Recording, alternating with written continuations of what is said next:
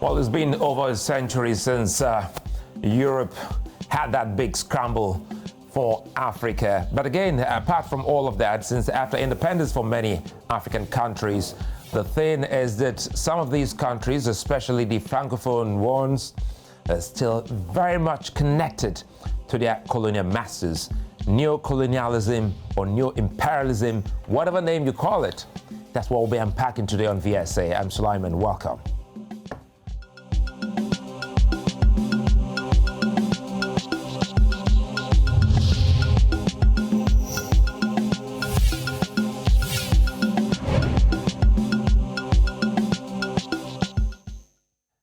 While neocolonialism has seen many countries on the continent still being dominated even with their so-called independence.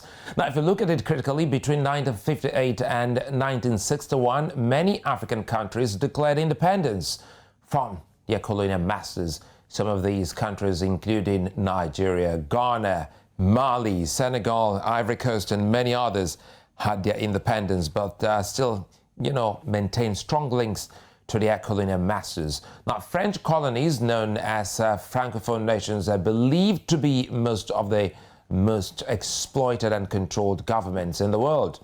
Now, filled with natural resources and raw materials, these nations are dominated and exploited by France, who until last year still had a rule over their currency. Now, Kwame Nkrumah, the man who led Ghana's independence in 1957, described neocolonialism as the last stage of imperialism. Now, 60 years since most African countries secured their independence, their liberty and freedom is still subject to foreign forces. Now, like colonial masters, the United States, China, Japan, Russia, Turkey, countries aiming at dominating the world are all in the new scramble for Africa. Another style of colonialism, you say. Now, this scramble sometimes comes in glossy aids and infrastructural support, but some main truth, seems hidden behind these gestures. Now, that's why we're looking at these today. Joining me is Jaiye Gaskia, public affairs analyst and convener of Take Nigeria Back movement, and of course, Daniel Bwala, a lawyer and member of Lincoln's in London. Gentlemen, good to have you both on VSA. Thank you for having us. Well, the thing here, we'll come back talking about the French, the Francophone countries. Let me start with you, Daniel. This is something first heard by Africans when Nkrumah then spoke about the last stage of colonialism. But if you look at it, many people have started talking about this. Do you think African nations are showing some kind of reaction towards stopping what Kwame Nkrumah saw many years ago? Thank you for having me. I think that in the last 10 to 15 years or 20 years thereabout, African countries have shown their inability to stay as self-reliant, or at least to free themselves from neo-colonialism. Because the concept of neo-colonialism is, simply to put it this way, that it is colonialism without force, because colonialism is the actual dominance and control of the economic and political power, sometimes even the structure and physical lands of the people. But neocolonialism is the byproduct of that. So while they give the political power to you, while you have actual control of your land, while you have structures of government, while you have your laws to operate, but to a large extent, you will depend on us on almost about anything. If you look at it in the last 10 to 15 years, when you look at the operations of IMF, you look at the support of World Bank, and you look at the Paris Club, you look at different multinational and international bodies, organizations, or institutions offering one form of aid or another to countries in Africa. Just like they say there is no free gift. That is exactly what you see. And the most recent and troubling one is the aid that comes from China, which everyone knows that it is not just a free, because in some of the African countries where they sign contracts for infrastructure development in those states that will last for maybe 50 to 100 years, but you will see that there is a corresponding commitment on their part. And I know that in Nigeria, there was a time the Minister of Transport was confronted by media with the question as to whether or not some of the concessions and some of the contract and loans we are collecting from China for infrastructure in the area of transport, airport, and all that, whether or not it will have an adverse effect in the future. I have seen in all of the interviews where the Minister of State was questioned, I didn't see the clarity in his response to the questions put to him. But all he kept saying is that these are facts that cannot be actualized in the event. You know, let me bring in Jaiye here. You know, Daniel, we'll come back to that aspect you raised, which has to do with China, because once upon a time it has to do with Europe, but now it is going to Far Asia, as highlighted by you. Jaiye, you know, listening to Daniel, he's also put the blame on the doorsteps of the African leaders. He did say, if only African leaders have been able to do, you know, what they should do, you know, democratically, or, you know, looking at the government in place in such countries, the talk of neocolonialism shouldn't be what we'll be discussing at the moment. Yes, exactly. And I think that Daniel was right in that regard.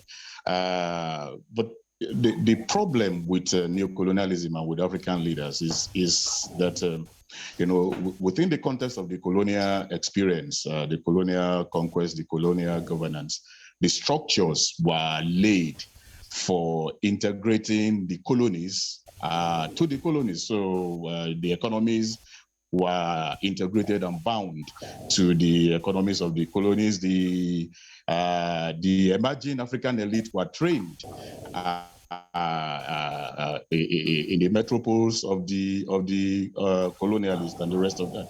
So one of the things that has happened is that you now have an African elite that has become entirely, you know, dependent ideologically, educationally, intellectually on Western ideological and intellectual constructs, and so who are no longer capable of challenging politically the dominance of the Western world.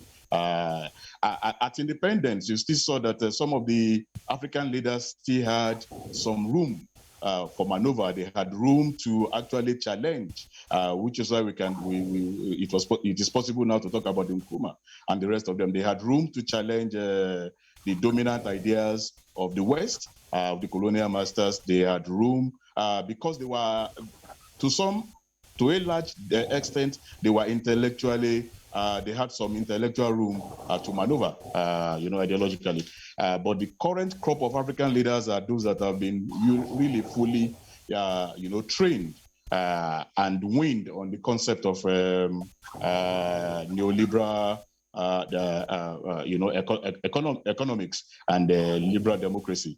And so within that context, they actually really do not see a way out. If you accept that the market, if you accept free market concepts, if you say that the state does not have, you know, a business in business, if you depreciate the role of the state in development as an engine of growth and development, if you accept all of that, then it's difficult for you to really challenge, you know, these the Western precepts, because that is exactly what they are based on. And the Western precepts favor the Westerners because they already have an advantage.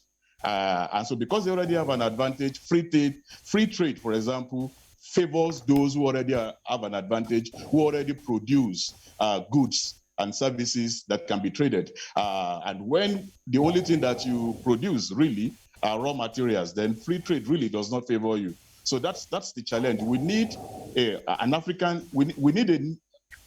elite that is trained, that is Afrocentric, and that is trained to look inwards into Africa, and that is trained to challenge, you know, the precepts of the West. That's what we need now. So yes, Daniel is right when he said that we can put the blame squarely at you know, at the doorstep of African leaders, what we have now. Because if you look at it critically, you see that colonialism required force.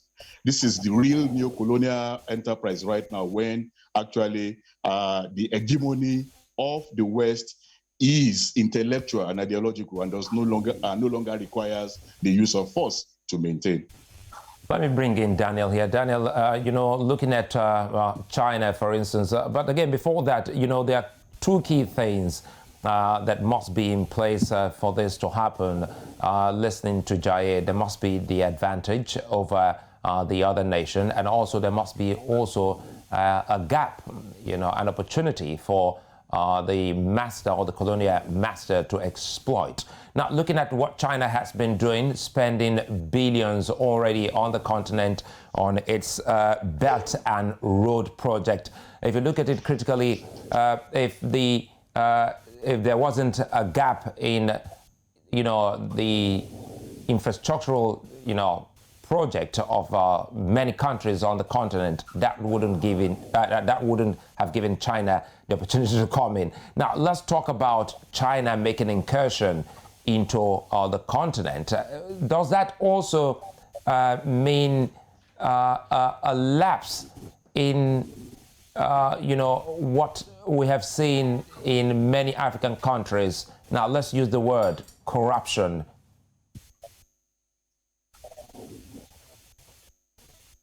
Yes, excellent. You have nailed it. The concept of corruption is the greatest tool used by the West to sort of blackmail African leaders. First of all, the principles of international intervention is that you look at a country where you have interest, national interest in, and then you find from the leadership of that country an aspect of life, governance, or anything that excites them, and get them to commit. Then you have a dossier against them. And then you begin to unleash different facets of your national economy. It can be businessmen coming in this sense. It can be scholars coming from another sense. It can be science and technology estate. It can be anything. And then they begin to push their interests. I will give you instances. For example, in the anti-corruption war, there is a global coalition and global consensus on repatriation of funds stolen by member countries and citizens of member countries. Through this, their global anti-corruption forum. Now, that synergy that was created was meant to serve as a platform for which African leaders or politicians who have siphoned the wealth belonging to nations in Africa and have taken it out of Africa to the Western countries will assist Africa in having the funds repatriated to Nigeria. When it applies to other advanced countries, say, for example, Canada, I'm just giving a case study. If a citizen of Canada misappropriated the funds of the maybe political leader and siphoned the money to the United States, the process of extradition and the repatriation of the money will be seamless, will be very easy, insofar as it affects two member countries of the first world. But when it has to do with African country, first, when your politicians are moving money to their respective countries, they use their banks, they use their lawyers, they use institutions, and they use people from those countries. You discover that those countries are not very steadfast, act and tact in stopping the funds from coming into their respective countries because they need money in their economy by hook or by crook. After the money has come in, and then countries in Africa begin to demand, say the United Kingdom, like in the case of the ZANI, and this, let's have the money back.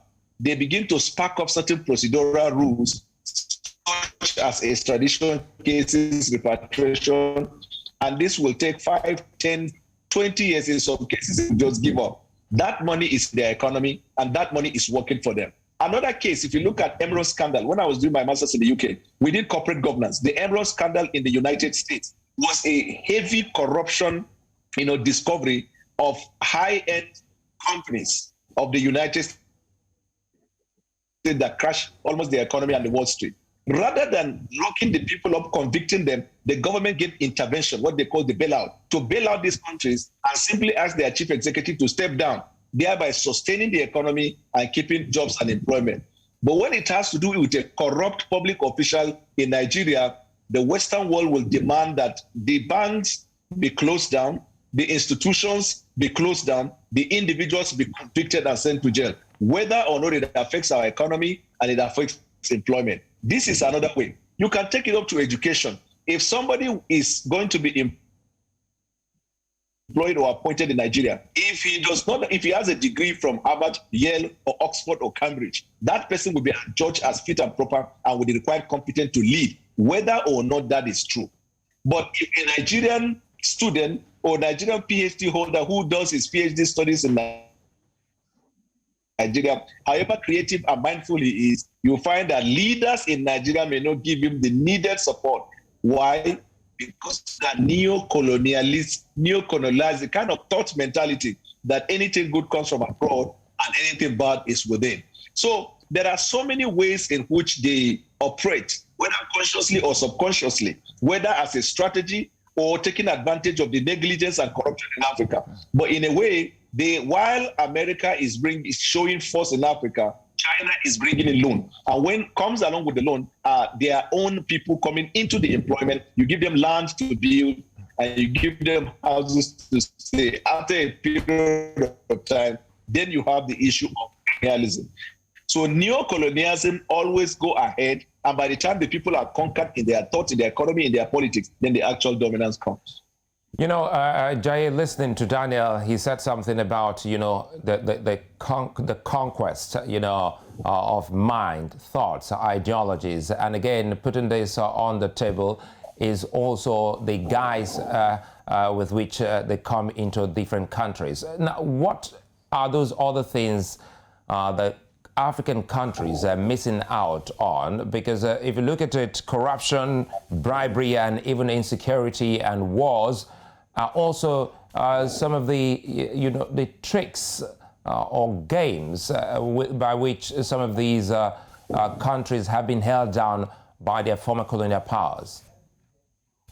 Yes, thank you, Suleiman. You know, the thing about this is that the biggest challenge that we have in Africa and that we have with African leaders and the African ruling class is really the absence of agency. The African ruling class lacks agency, does not understand how to act in its own interest. Let me explain this. So when we talk about corruption, for instance, corruption is an integral part of the capitalist ecosystem. Every great wealth was founded on stolen and looted, resources. So corruption is part of that ecosystem. What has been the difference really is the use to which looted funds are put. So I give an example between African leaders and Asian leaders. Asian leaders are not less corrupt, quote unquote, in the context in which Europe and the West would put corruption. And just like Daniel said, corruption is also integral to their own systems. But Asian leaders are not less corrupt than African leaders. But you have an Asian ruling class that has retained some manner of agency and that can act in its own interest to a large extent. And so funds are looted, but they are reinvested back into the economies of their countries. And they have created the large multinationals that we have now. So some of the biggest multinationals from Southeast Asia were a product of the looting of the state under military regimes. But they have built. So that's what I mean when I said we're talking about agency. Now, again, let's talk about China and China's incursion into Africa. I mean, China has vast capital reserves, but unlike the previous capitalist development, spur of development of the previous period of the last previous 100 years, in China also has a vast pool of labor. So unlike in the past, when what Europe needed was to export capital, China needs to export both capital and labor. And that's why China always gives the condition that it will bring its own technicians, it will bring its own labor force. Now, the absence of agency lies in the fact that the whole of Africa will sit down. And rather than the whole of Africa sitting down together, African leaders sitting down together and negotiating as a bloc with China, they begin to negotiate as individual countries and compete with one another to get Chinese aid and Chinese development assistance. The same way they did with the West, when the West also came with its development assistance and funds. And so you have this huge continent, combined GDP that is also huge, combined human resource that is also huge, and also a place where all of the centers of capitalist development in the globe today require the resources from Africa. So if you had an African leadership and an African ruling class that had agency, then this would be a source, a basis for negotiating, and negotiate as, you know, a bloc, and in order to win some advantages vis-a-vis. Because within the capitalist context, except you do that, you are going to be really left out, and you are going to be continue to be dominated. And that's what Africa lacks at the moment. And it's the absence of that agency that leads to playing African countries against one another, and within African countries playing different factions of African leaderships against one another. And so, like the French colonies, for example, and even in the Anglophone colony areas, you see sectionalism, regional divides, and the rest of that are actually also fueled and perpetuated, by the colonialists, which also helps, to prevent African leaders from actually speaking with one voice. Okay, Jaiye, now you're talking about leaders or leadership. Let me bring in Daniel here quickly, because some of the, warrior concerns shown or expressed by Africans, rest within the democratic space. Daniel, does it make sense, looking at the arguments of some, that some of the sit-tight African leaders have been able to stay, that long because of neocolonialism, some subtle endorsement from some colonial powers backing them because of some gains they get from such leadership? Perfectly. I agree with you. And that supports the point by Jaiye. You see, it comes down to the issue of mind. If you look at African leadership, you will see the Western media. They will criticize African leaders as leaders who have occupied the position as though they are operating an empire, while they're emperor also. But underneath the leadership, or behind the structure and support of these leaders, are business interests or political interests of the Western countries. Excuse me. Take, for example, what country are we going to mention? You will discover that as long as the leadership of the country is subservient to the wishes or whims and caprices of the Western countries, those leaders are going to be supported however long they stay in power. Then the minute the leaders go against these individuals, age become a factor.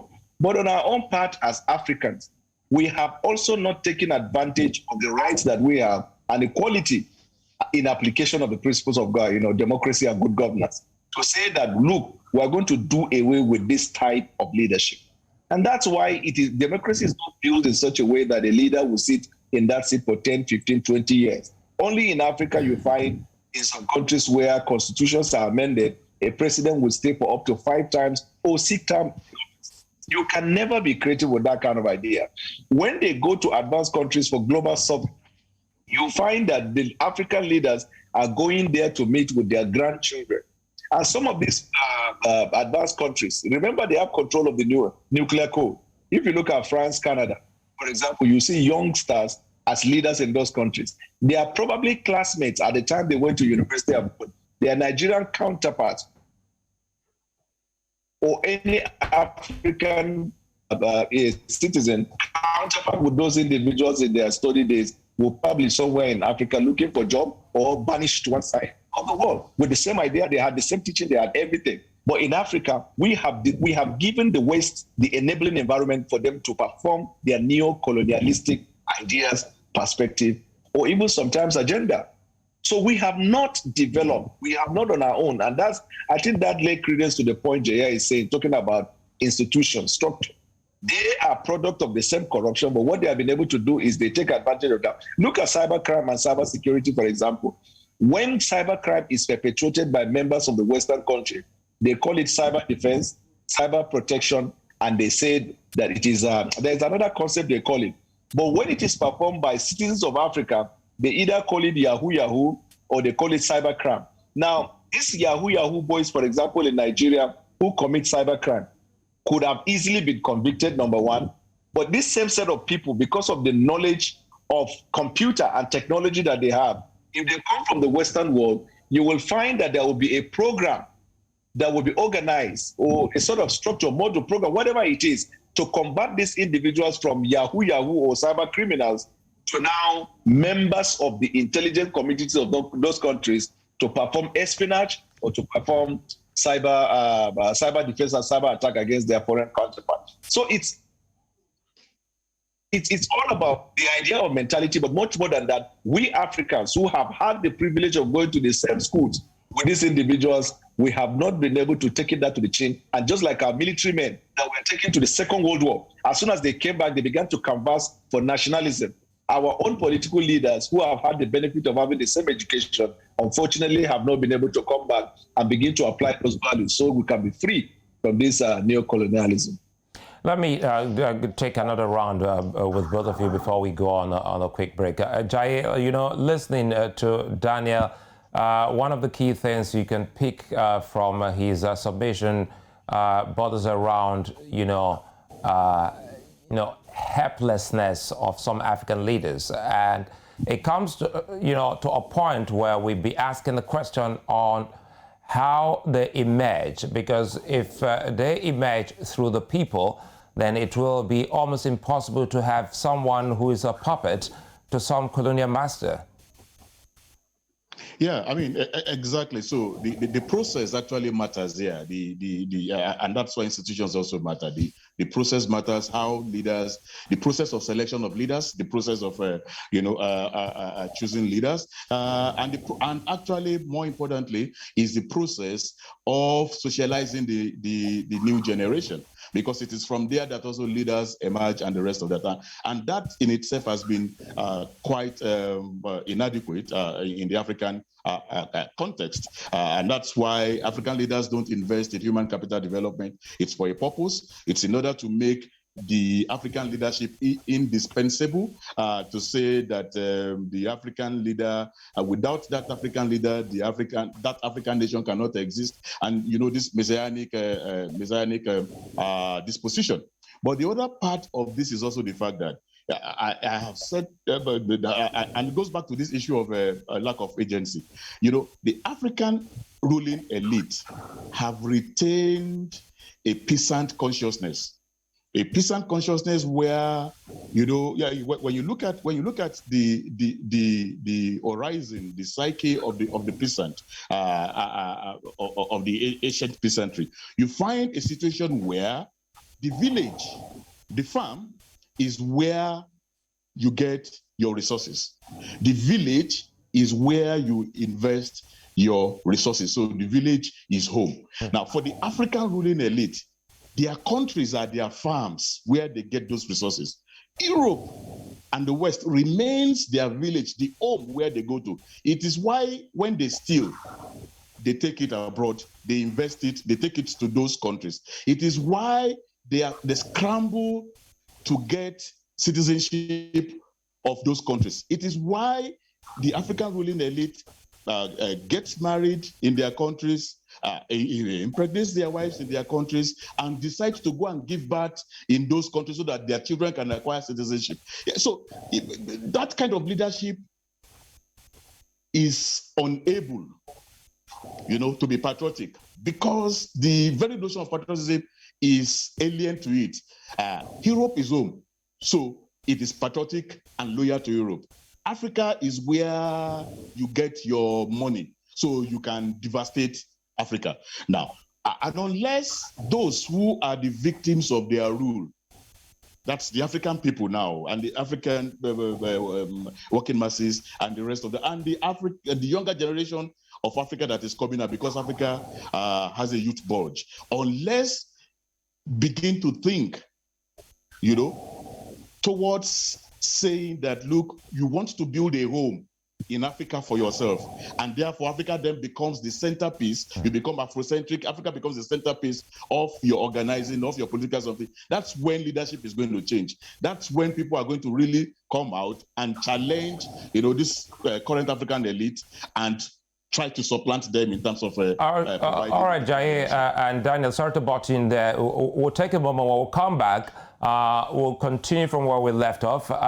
Daniel, we'll be talking about foreign policies of many African countries, those that have actually, like Nigeria, that thought that Africa should be the centerpiece of its foreign policy.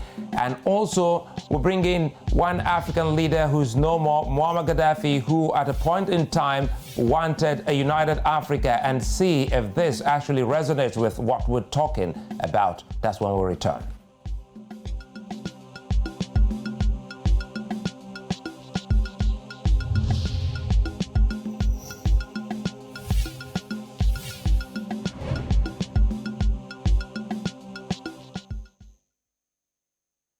Welcome back. If you just joined us, you're watching Village Square Africa here on your Central Television, and we're looking at neocolonialism here as it affects many African countries. There is a high competition for Africa's resources, with the known world powers all seeking to establish bases on the continent. And the very recent one is from China. Some of these have come in corporate involvement and foreign direct investments. Despite the high presence of these so-called investments, Africa's poverty rate is still at a high level. Trade is another way through which African countries may be going through colonization, with many nations exporting their raw materials to these foreign powers at cheap rates and importing processed products at very expensive rates. Now, many believe Africa feeds the world and is the reason why many nations are great today. The sovereignty of African states is suspect, with a classical example in the French colonies on the continent. Countries like Ghana, Nigeria, Mozambique, DR Congo have seen great, foreign direct investments at the expense of their growth. Foreign corporations find a good pot of soup on the continent, and they can always be found in the most secure parts of it. Still have Daniel Bwala and Jaiye Gaskia with me on the show. Let me start off with you, Daniel. Once upon a time, it would seem as if the continent had, a thing for, wriggling itself off the twist of colonial powers. And that move was being led then by Muammar Gaddafi, who wanted a united African nation. Tell us your reading of what that movement was about, if it was, something to, put a final nail on neocolonialism. Had a vision, and that vision was clearly defined. Unfortunately, some of the nations in the West sort of isolated African countries and discouraged African leaders from that concept. Because remember, Europe was not under a European Union at the time, and they did more as a union than they operated as individual countries at the time, because they were able to come up with a common front when it comes to trade deals, or even when it comes to military intervention with the Western world. And so when you come together, you are able to use your resources, you are able to take advantage of what you have to complement one another and speak with one voice. It becomes difficult for the West to apply these principles of divide and rule. And that was the idea behind Muammar Gaddafi. And Muammar Gaddafi at the time had proof of what he was saying, because of all of the African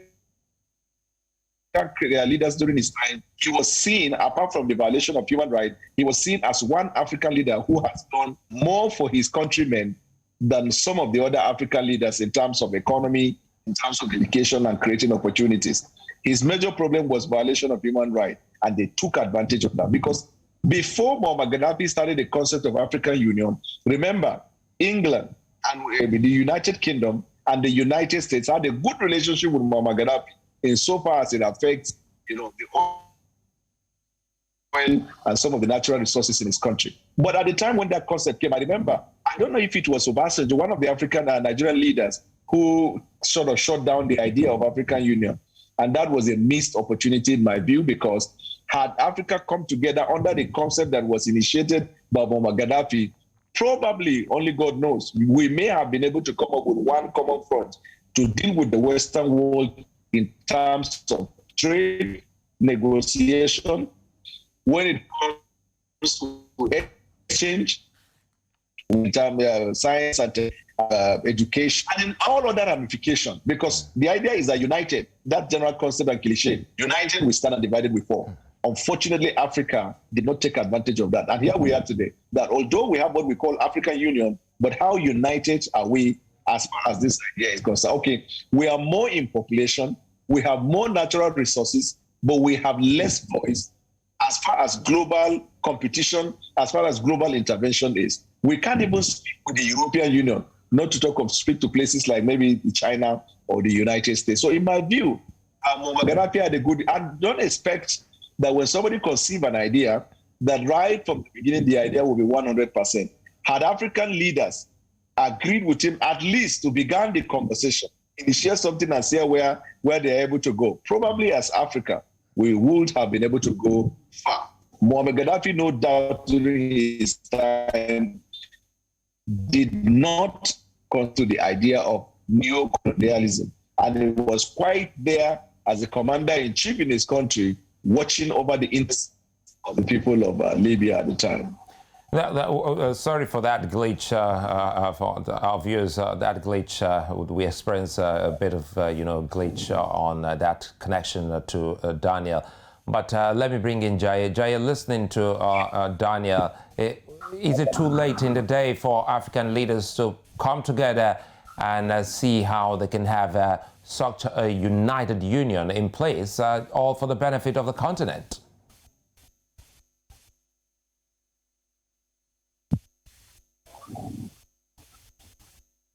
I really can't hear you, Jaiye. I hope your mic is on. If you can hear me, Jaiye, we couldn't hear your response there. But again, I'll go back to Daniel while we wait to get that sorted out with you, Jaiye. Daniel, I asked Jaiye if it's too late in the day for African leaders to come together, going by what your submission. Is it too late in the day to come together and get a formidable united union that is workable for the continent? I don't think it's too late. If you look at the common cliche, is never. But the idea at this time is who will pilot this initiative. If you look at Africa and you look at the leaders in Africa, you would have noticed in the last 5 to 10 years, there is no common front. Who will speak on behalf of Africa? To be able to speak as a leader, as a president of a country, and organize African leader, or rather African community or African countries, you must demonstrate, just like in the case of America and the world, that you are willing to offer it. You have your economy strong enough that when you talk, you'll be able to back it up with, and then you have strong military might to be able to help smaller African countries that are having security challenges in their respective countries. You would have thought naturally that Nigeria should do that. But can Nigeria, at this stage where we're in, can Nigeria help any country? We are almost overwhelmed by insecurity in the country. Our armed forces have been overwhelmed. Our economy is trying to wake up. Insecurity is in every part of the country. We do not have money because of our dependence on oil and the problem of oil in the international market. So which African country, it's not too late, but which African country or African leader will be able to take this initiative? And does he have the necessary economic strength as a country to back it up? When you attempt to bring Africans together, the formation of that union will require some money. And that means your country must be willing to intervene in that respect, just the way America is doing with the war. When you are calling for a common front militarily-wise to fight against terrorism in Africa or fight against any form of threat to Africa, you must be able to have money that you will put up front to enable other African countries to key in the course of the journey. So which African country, I think that the West have been able to successfully cripple African countries economy-wise, security-wise, that it is even going to be almost practically impossible to raise this as an idea and be able to do that. So Daniel. Sorry, I don't know if Jaiye is back. If Jaiye is back, I'd like to see him. Yes. Okay, Daniel, I'll come back to you because there's something we need to stretch the argument you just raised here. Good to have you back again, Jaiye. Listening to Daniel, one of the key things he pointed out is it will seem as if the blame is on the colonial masters. Don't you think that the African leaders have the powers, to have moved their respective countries out of, economic woes? Yeah, I mean, absolutely. I think that African leaders have they have the power to do that. I mean, they could have done that. It's something that could have been done. But I also think that it's a conscious. What we have now as the trajectory of the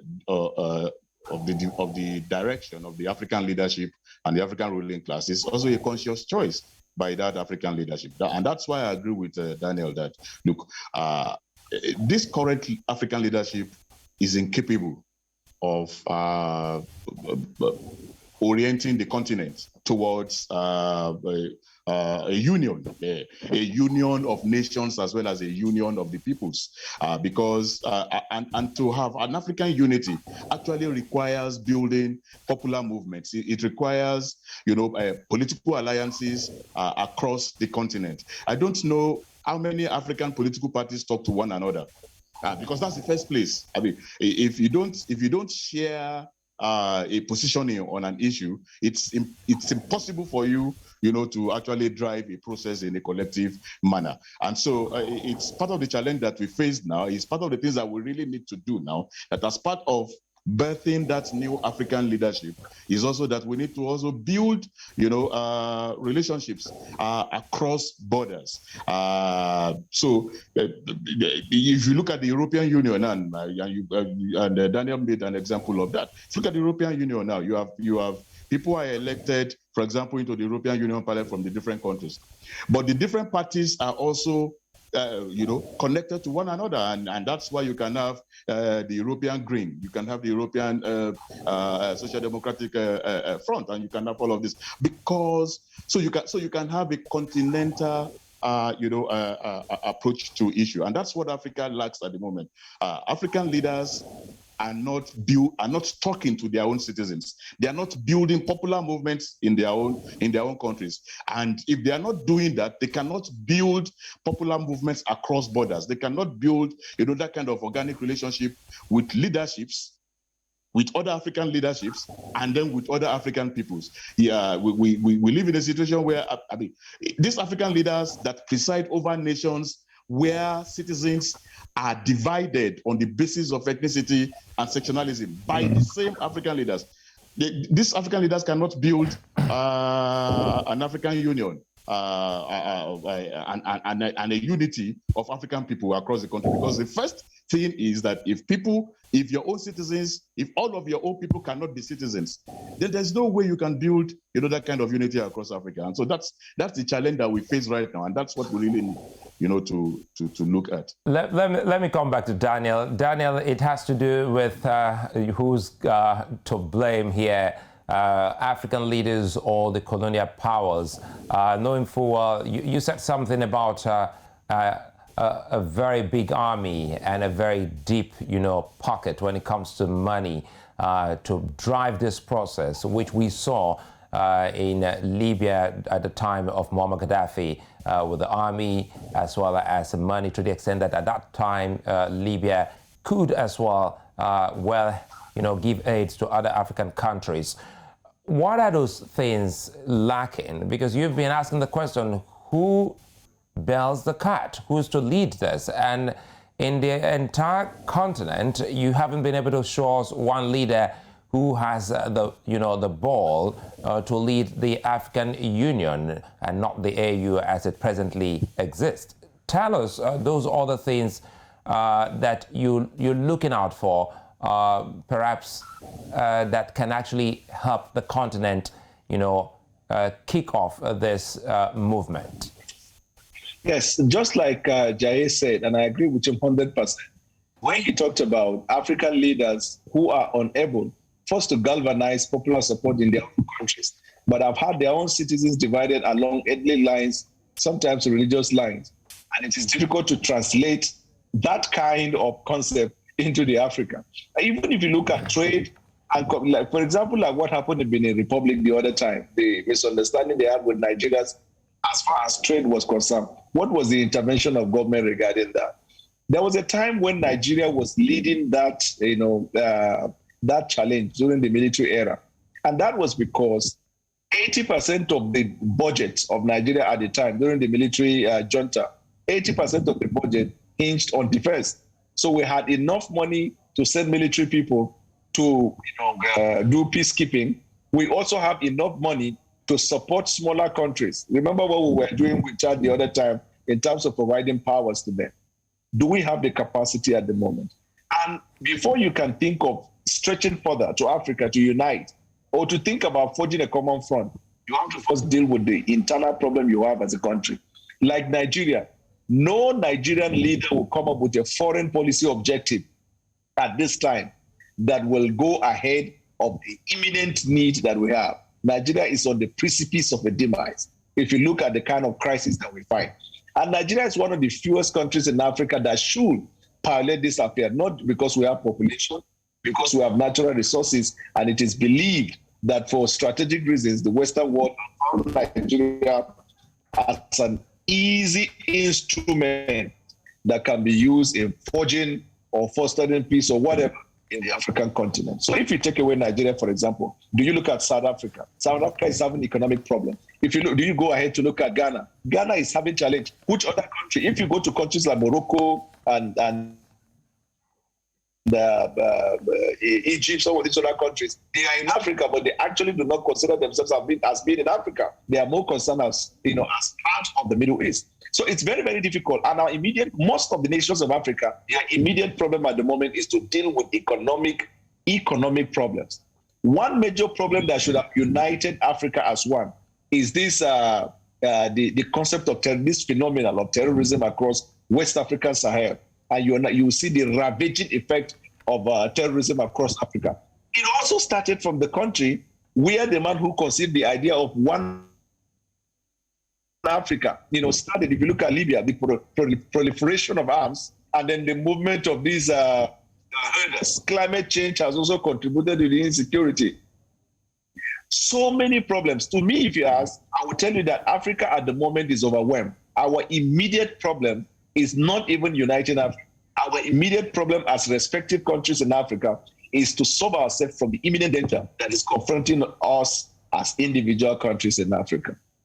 And Jaiye, quickly here as we wind down, how can neocolonialism be quashed, or how can the continent deal with foreign powers without getting shortchanged?